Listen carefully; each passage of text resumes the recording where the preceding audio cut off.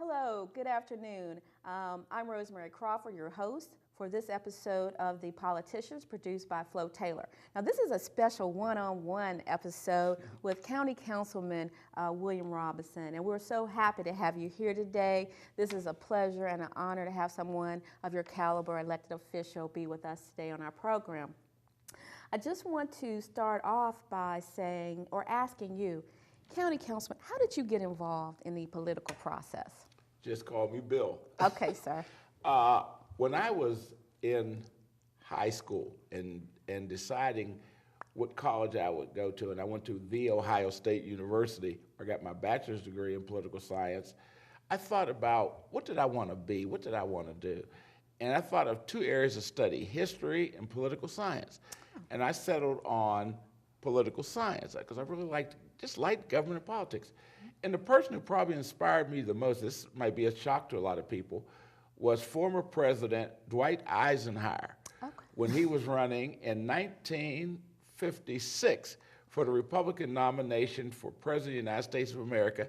I saw him on TV. That's the early days of TV. And I just saw him and I said, I like what he's saying. I like what he's doing. I want to be in that field. Mm-hmm. And that's how I got involved and started. The first time I ran, the late Nate Smith saw me one day and he said, you know, you're writing for the New Pittsburgh Courier. You're writing a political column. You're always writing about politics and always giving advice and criticizing and what have you. Why don't you run for something? Wow. And I said, yeah, that's an idea. And that's when I first decided to be a candidate. And the first office I ran for was Recorder of Deeds of Allegheny County back in 1975. And John Exler was the Recorder of Deeds at that time, and I ran. And after the election, Mr. Exler, and he won, and after the election, we had a conversation. He said, you know, I've been in this office for a long time. He said, you're the first candidate that had me out late at night campaigning, wow, even though I knew you couldn't beat me. I said, where'd this guy come from?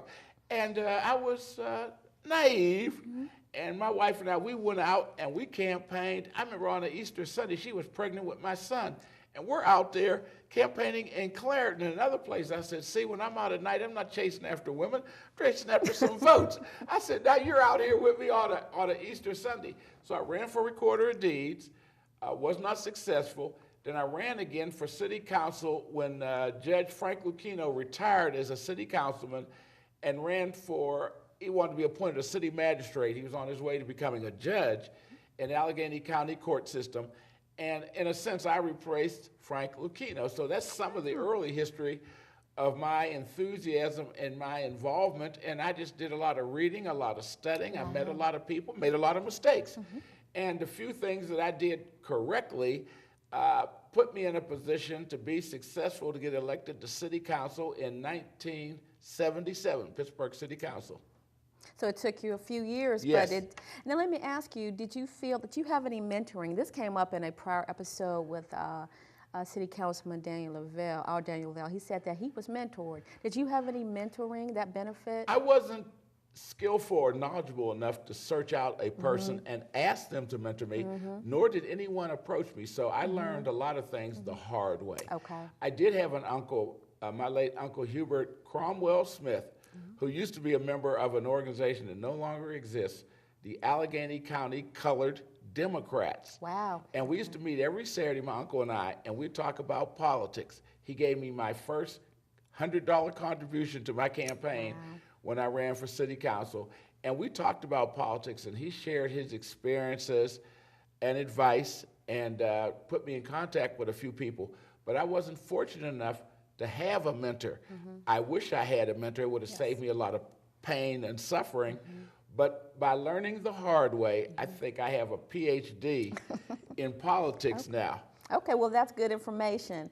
And in terms of your background, what is your background that you think that was helpful in terms of being in your current position? I think the experience that I've had, 8 years on Pittsburgh City Council, okay. 14 years in the Pennsylvania House of Representatives, wow. And I've been on Allegheny County Council since November of 2004. That experience, first of all, as being an elected official. Wow. And then all I've learned about politics.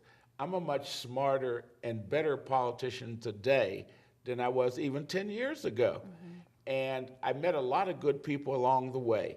And I decided a few years ago to make more friends than enemies. Your enemies will find you.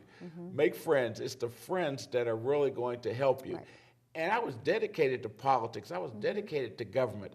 I saw this as a way to not only make my mark, but to be very helpful to other people. And those things combined have put me in a position today where I can honestly say that I can pretty much say and do what needs to be said and done, but in a responsible way.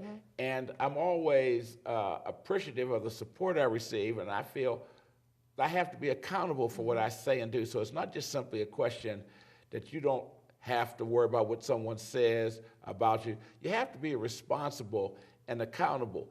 And I'm very grateful that I'm in a position to be that, responsible and accountable. And I never take it for granted when I take any position or say anything, particularly things that will benefit black people. I feel very good that I can say loud and clear, I am a free black man.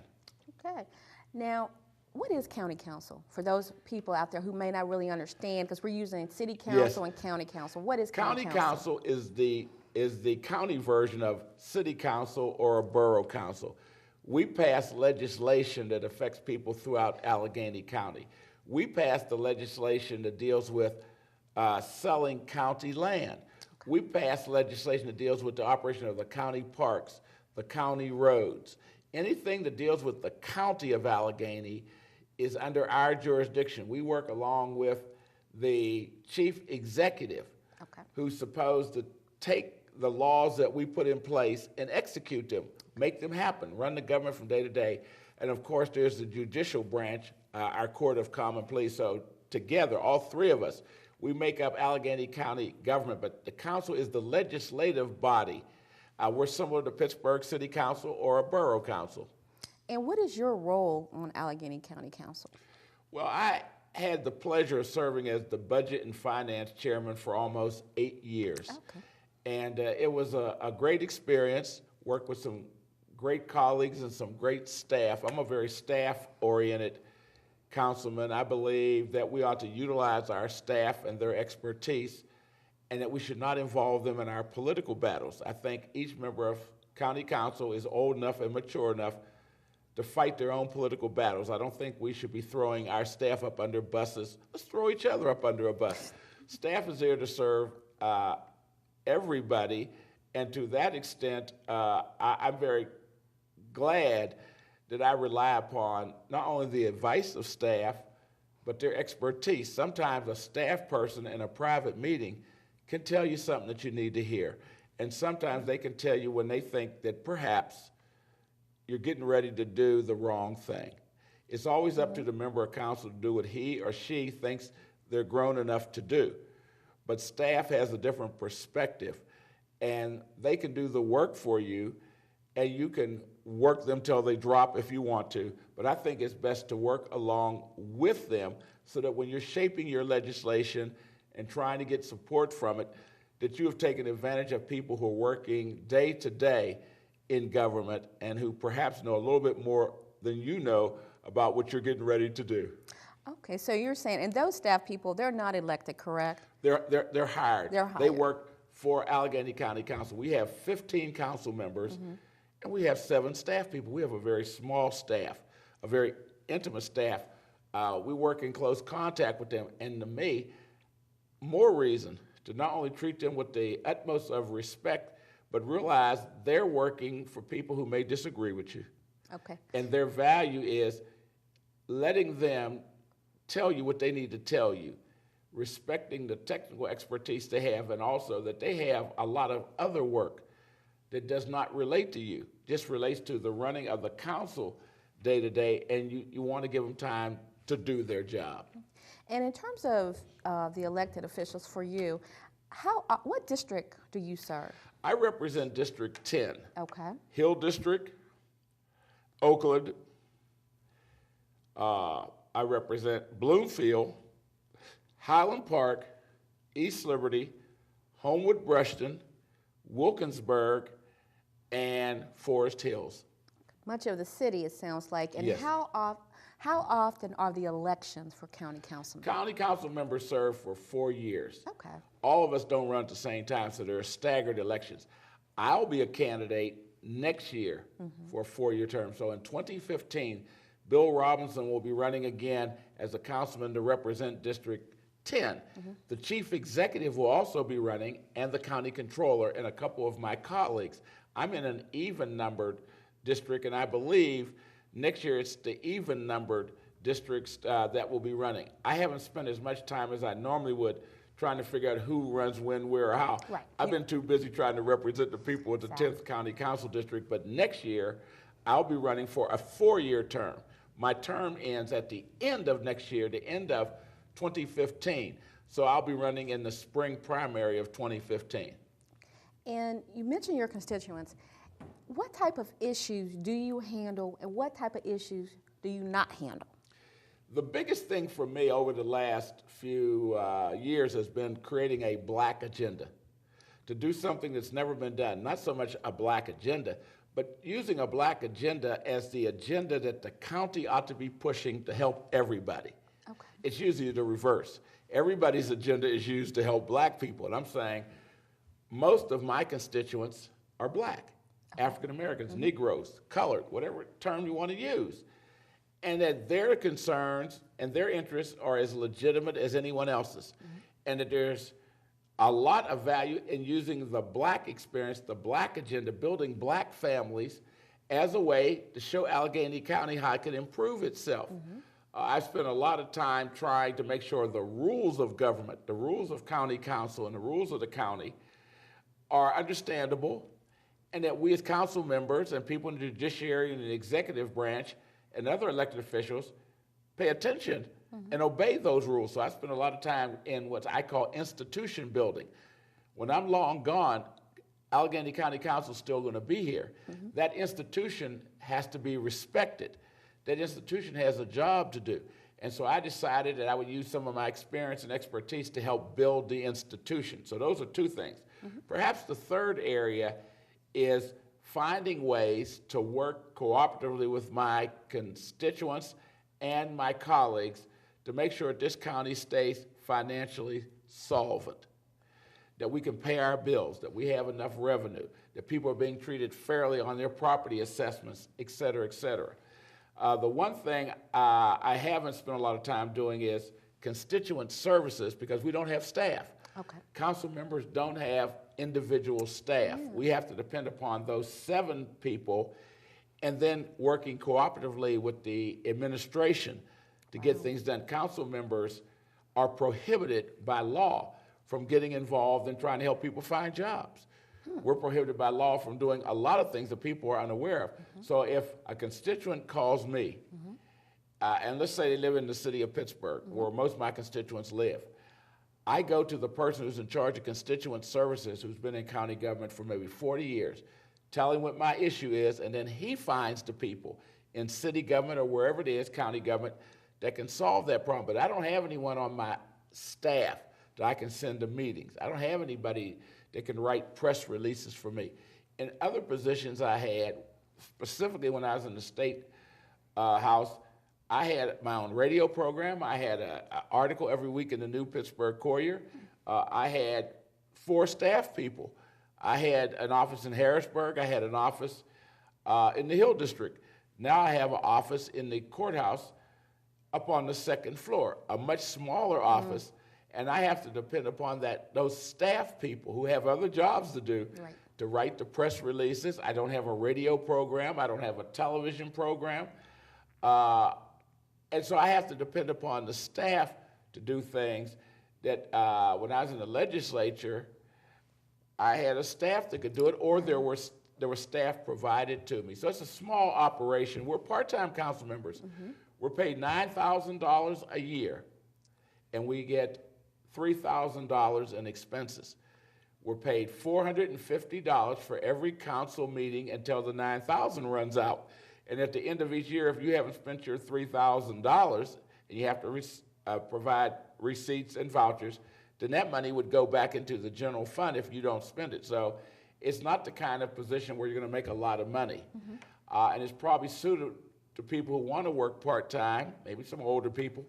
I would encourage young people to look at a career in county government, particularly as a county council member, as a way to enhance what they might want to do politically. But remember, it's $9,000 a year with a $3,000 expense account. So with that said, clearly this is a job you do because you're passionate about. Yeah, I have 2 degrees in political science. I have a bachelor's degree from the Ohio State University, and I have a master's degree from Duquesne University, and I have about 35 years of experience as an elected official. There's probably no elected official in Allegheny County government that served at the local level, the state level, and the county level. I'm the only one. Wow. And what am I supposed to do with all this experience? I can't take it with me. Right. The Pharaohs tried that and it didn't work, so I can't take it with me. So I would like to give my experience and my talent to some younger person, a younger black person, male or female, and hope that this will help them become the kind of public servant, politician that they want to be. But it's hard to find people that will do the work and concentrate.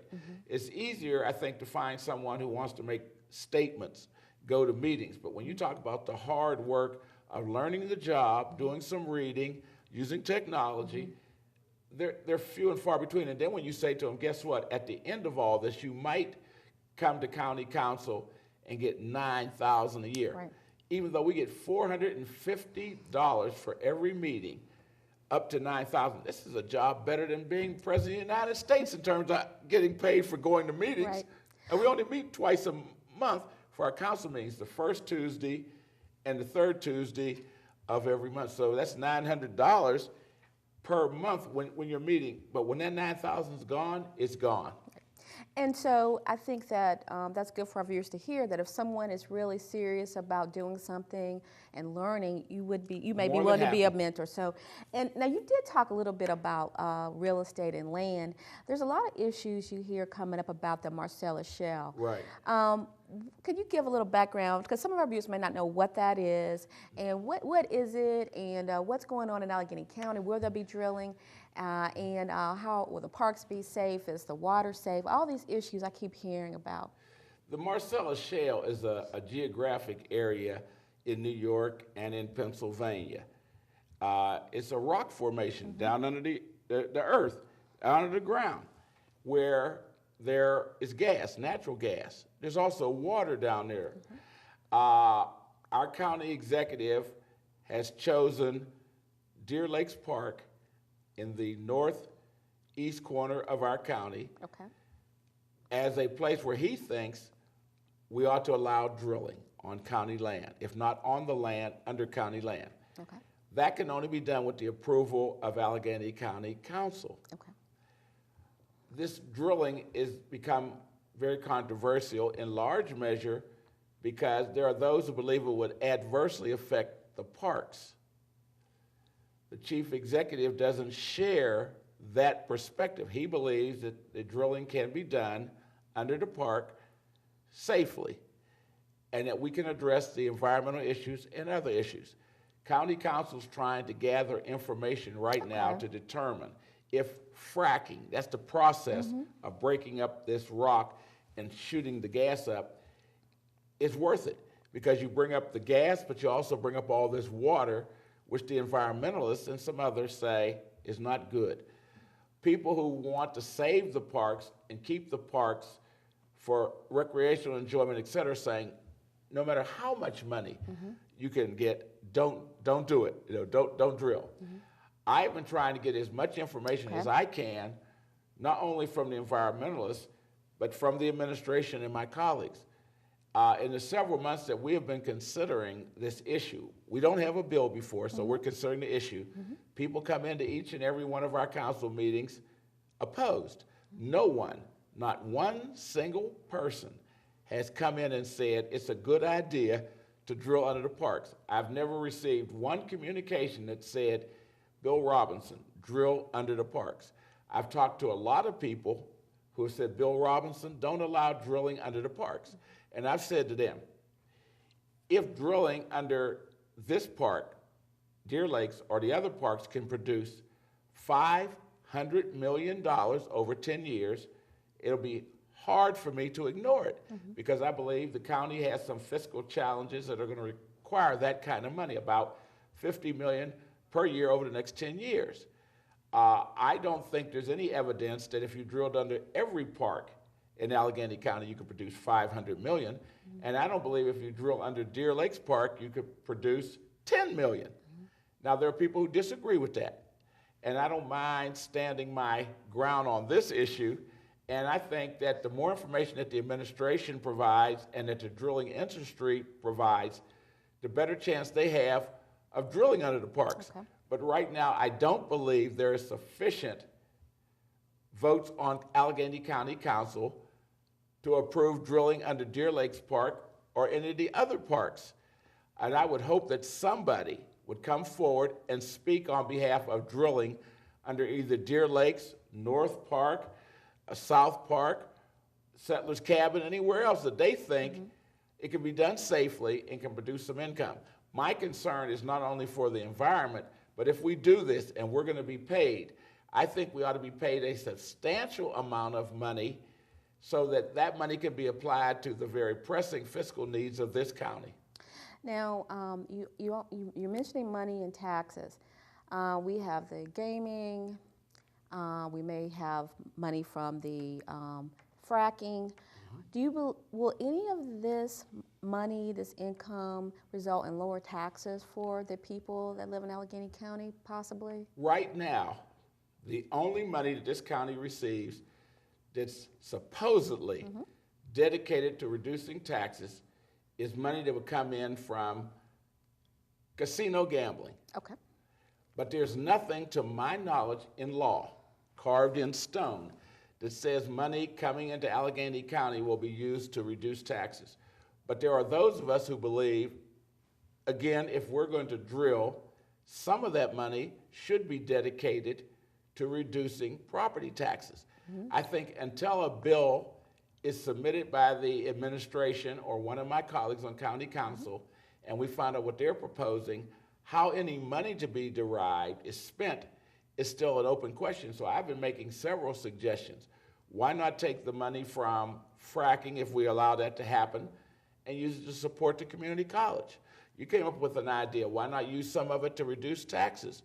Why not take some of it and put it in a fund for long-term economic development? I think there are a lot of options and opportunities, even for those who believe that drilling is a good idea. I haven't heard from them about one idea what they would do with the income. First of all, the income's probably not going to be substantial enough to do some of the things that they probably think they can do, but I think it is substantial enough to dedicate to reducing taxes and supporting the community college. The county of Allegheny puts $25 million a year in the community college of Allegheny County. That's just for operating costs. The community college of Allegheny County is sponsored by the county, the chief executive, and the council. That $25 million has to come from tax dollars. It comes from property tax dollars. Why not take money from fracking to offset some of that $25 million? So there are a lot of good ideas out there, but the one that you mentioned, I think, makes a lot of sense because the property tax is the main source of income for Allegheny County. One way for us to get more money is to raise your property tax. Nobody wants their tax raised. I've been an advocate of making sure that our property tax can generate the kind of money that we need until we find other sources of revenue.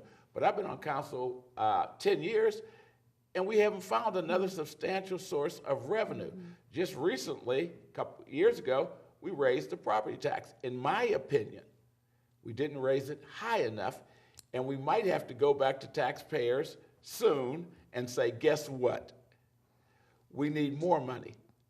I think we would have been wiser had we just raised it initially, caught all the you-know-what about it, and moved forward. Now we got to go back, maybe, and ask people for some more money.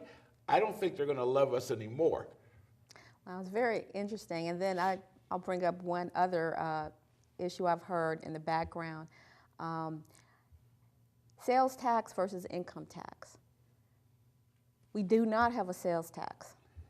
Well, there is a sales tax, not a county sales tax. There's a state sales tax, a 1% tax on top of the 6% that was already there.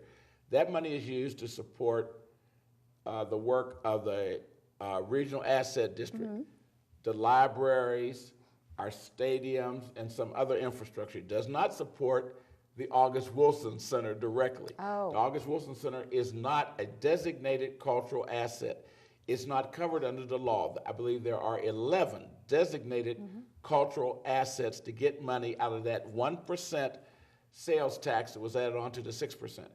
I believe the August Wilson Center should be one of the designated cultural assets that gets money each and every year without submitting a proposal. The libraries and the parks, they get money, but they don't have to submit a proposal. There's a calculation of how they get it. But when I was in the legislature, I wasn't too excited about the sales tax that produced the money for the libraries, et cetera, because sales taxes are regressive. Regressive meaning that the people on the bottom of the economic scale pay it more heavily than the people at the top. The people at the top probably can afford both a earned income tax and a sales tax. If I were king and someone asked me which would you prefer, I would prefer the income tax to the sales tax, in part because the people I represent, unfortunately, many don't have jobs, so there's no earned income to tax. And I just think that we solve more of our financial problem when we tax income as opposed to sales. That's not very popular among people who wrestle with this issue. But I think a sales tax in Allegheny County should be considered. We probably couldn't do it without the help of the state legislature, and I don't know if they're prepared to allow us to tax their constituents, but it may be an alternative to raising property taxes. It may be an alternative to drilling under the parks. A lot of issues with the taxes. We can maybe people want to hear something other than taxes, but when I was saying there's no sales tax, I meant particularly on food and clothes, and probably that's because of what you pretty much said, that it would hurt the people at the lower spectrum of the income level. But it would generate some money now because there are a lot of products that aren't taxed. The state legislature has had to wrestle with this issue. Should they expand in the area of what is taxed? Some things are taxed, some things are not. When I was in the legislature, I was part of an effort to tax newspapers and magazines. That wasn't very popular with the newspapers and magazines, but it was very popular with those of us who were just kind of nickel and diming it, find a nickel over here, a dime over there, to take the pressure off of increasing the sales tax. We got something passed, and then when Governor Ridge came in, he had it eliminated. Oh. Now, you mentioned the August Wilson Center a little bit. Do you think that the August Wilson, if there's a hope that can be saved now that it's, in the situation it's in right now? I think the August Wilson Center has to be saved. It's a major cultural asset in the city of Pittsburgh. It's a major cultural asset in Western Pennsylvania. It is here. The debate as to whether it should be downtown or should be somewhere else, that debate is over. It's downtown Pittsburgh. It would be a tragedy to lose the August Wilson Center. There's so much potential there, not simply because it's named for a great playwright named August Wilson, but because the building itself and what it represents gives all of us an opportunity to use it and to use it as a means of educating our young people, of spreading the culture and history of not only African people, but other people throughout the world. It has to be saved. I would hope that the mayor of this city and the chief executive would come together, show some real leadership, go to the corporate community and the cultural community and say, we must save the August Wilson Center. It's obvious that you need a restructuring. I don't think anybody would debate that. but we cannot allow the August Wilson Center to be sold, to be torn down. We can't turn our back on it. It's part of us, it's part of our history, it's part of our culture, and we need some brave souls to step up who don't have selfish motivations to say loudly, we must save the August Wilson Center, and there are a lot of alternatives that can be explored. I believe that at the end of the day, the August Wilson Center will be saved, it will be restructured, and we'll all breathe a sigh of relief, and hopefully, the challenges that it presented to us will have been addressed, and we can use the experience in case other cultural institutions have similar challenges. Now, in terms of community, there seems to be quite a bit of violence in certain neighborhoods, and it could be across the county. I haven't seen statistics, but the media is reporting a lot of violence, particularly in Homewood right now. What do you think is causing the violence? I don't believe that we have provided sufficient economic opportunities for the young men and women who have chosen to use violence as a way to buy houses, buy cars, do whatever they do.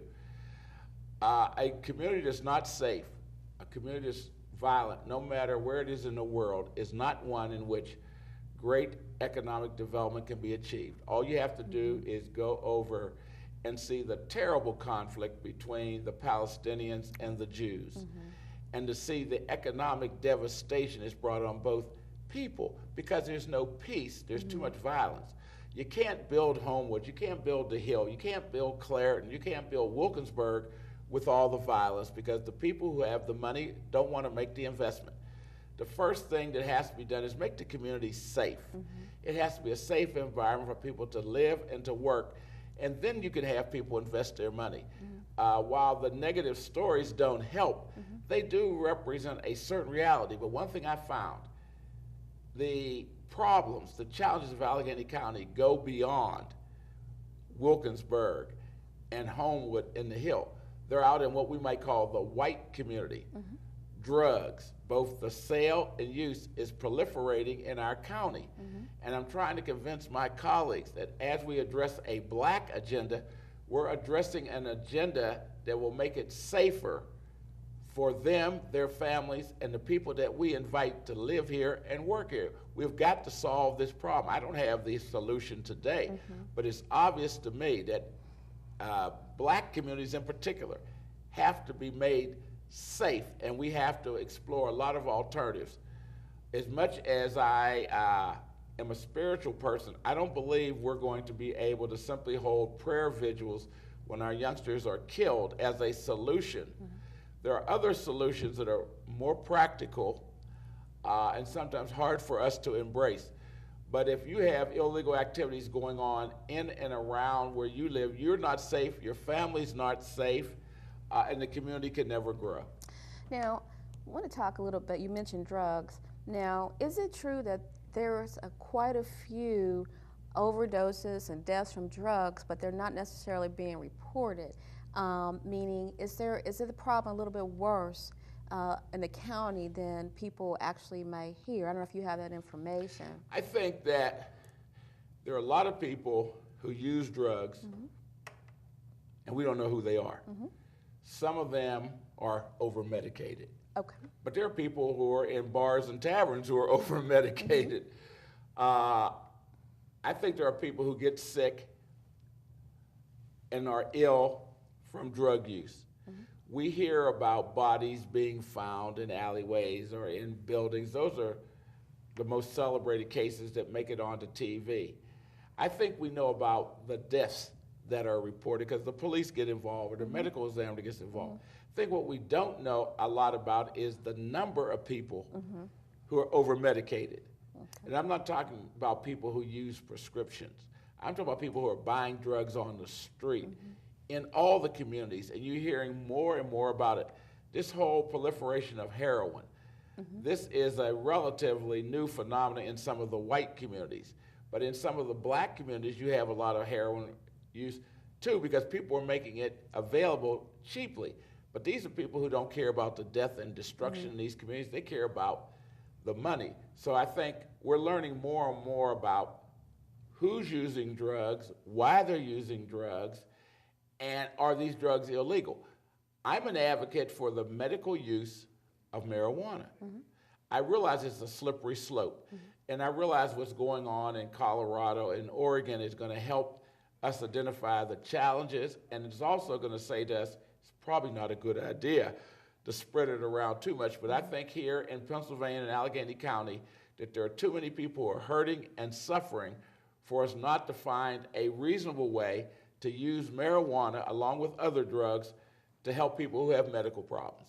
And I think I may have heard that maybe $2 million in tax revenue was raised in Colorado in a pretty quick amount of time. We'll see what the future holds. Do you believe that that's something that could occur within the next 5 years, or that's something for 10 years from now? I think within the next 5 to 10 years, marijuana is going to be legalized in Pennsylvania.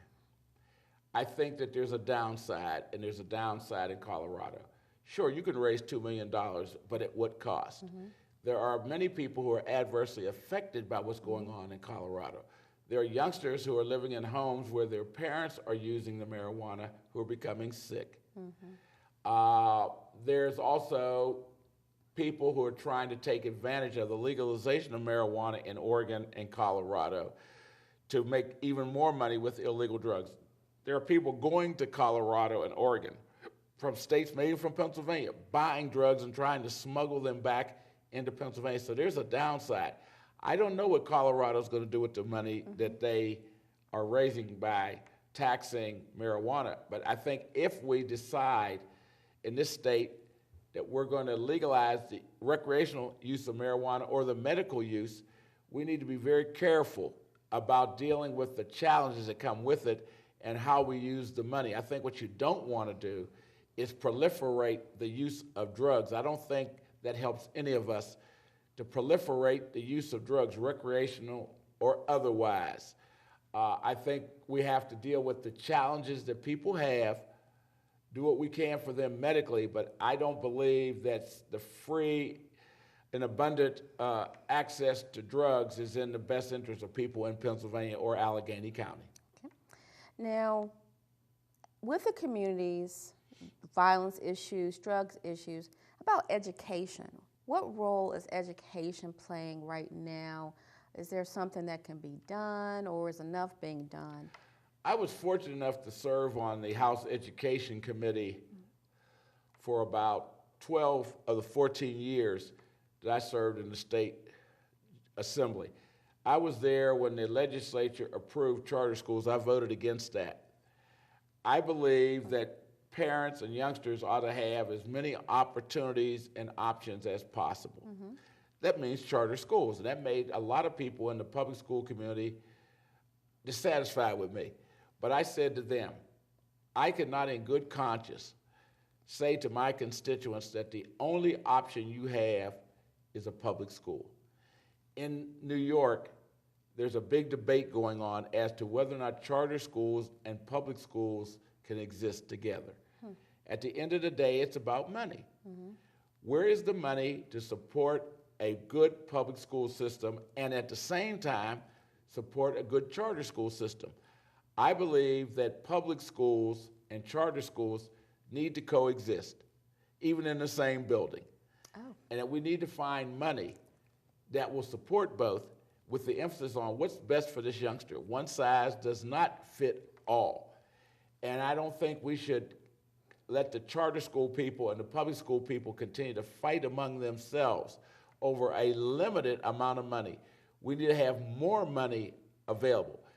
One of the candidates for governor in Pennsylvania has suggested that we use money from fracking throughout Pennsylvania to support our education system. There's a lot of good ideas, but I think we have to come to the realization that charter schools, special schools, and other kind of schools can be supported with public and private funding, but we have to expand the pool of money.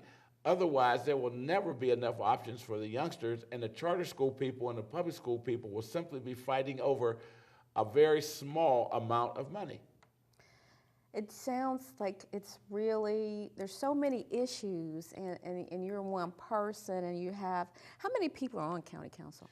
There are 15 members of council.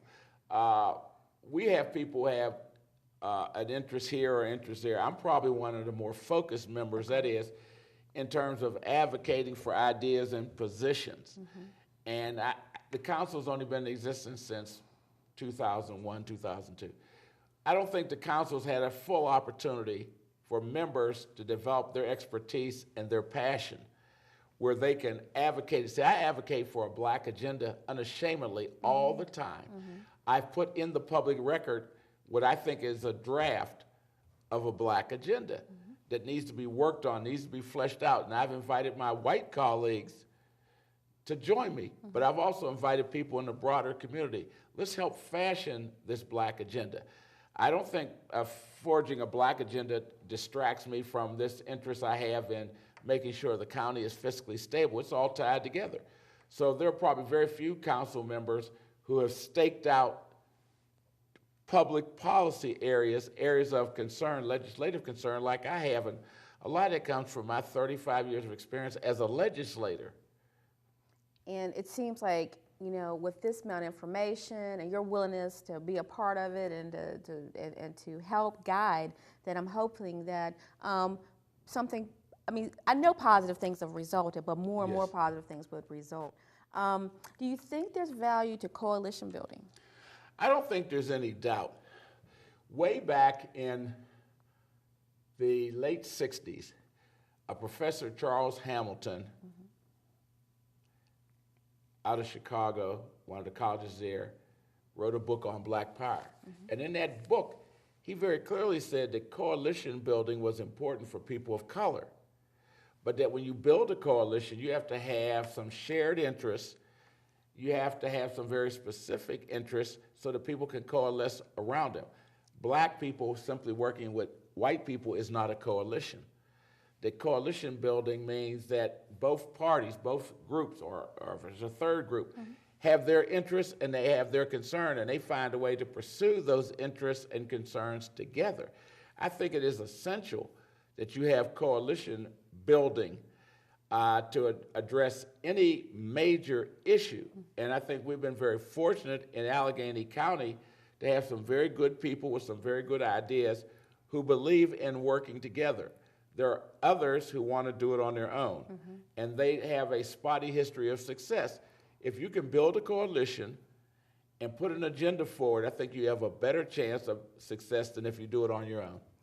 And in terms of that mentality of a silo mentality versus a coalition where you just do want to do it on your own, I don't know, is there a way to encourage people or to give them information, or do you think that there's a reason why people prefer that silo approach?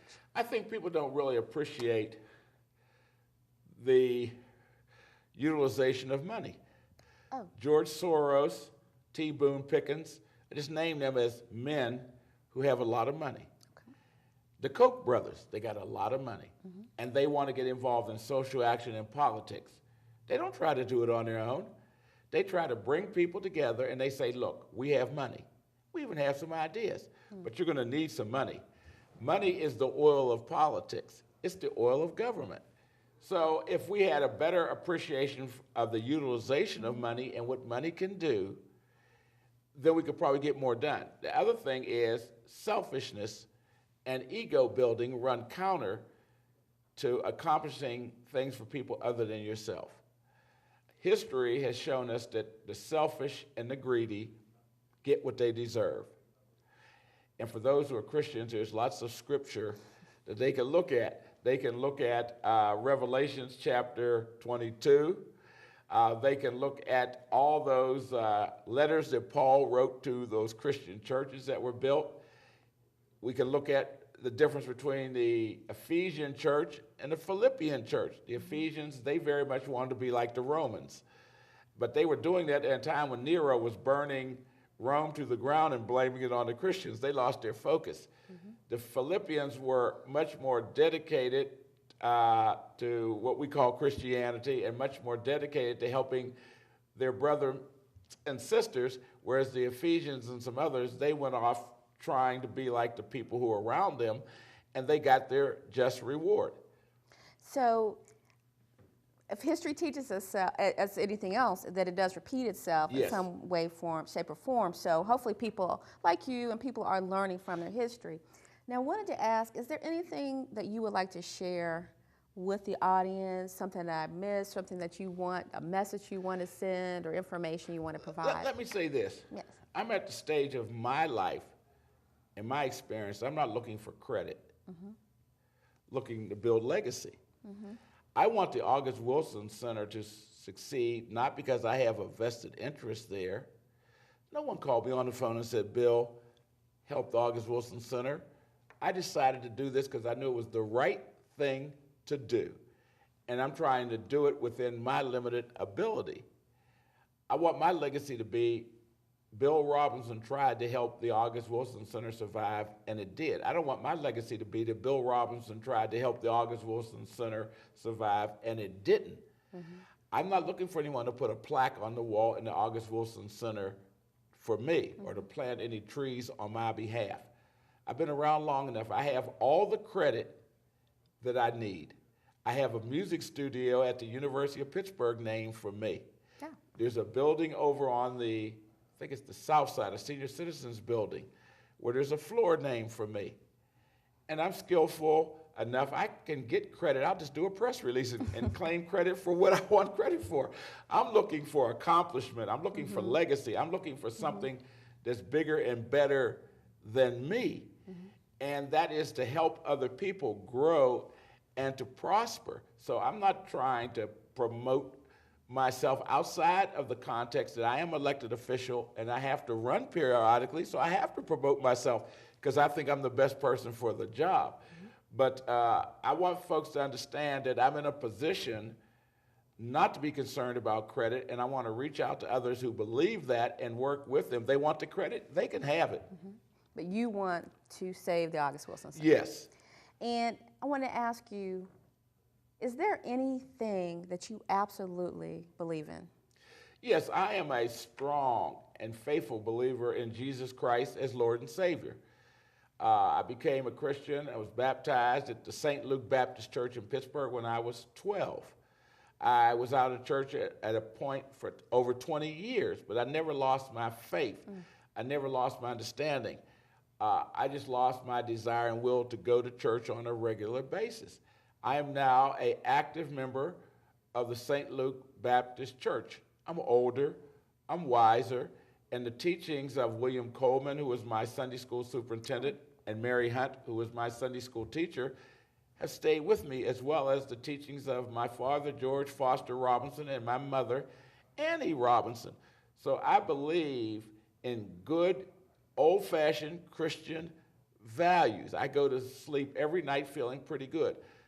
I'm not a perfect person. Don't have to be. I'm not required to be perfect. I'm required to be Bill Robinson. That's satisfactory to me. So I believe in Jesus Christ as Lord and Savior, and I don't have to convince anybody of that or anything. Jesus and me, we're cool. Well, I think that was very interesting and very informational, Councilman Robinson or Bill. Bill, just plain Bill. You're too young to remember. There used to be a radio program back in the day called Stella Dallas, and one of the persons of that era was Just Plain Bill. That was another soap opera, Just Plain Bill. That's me.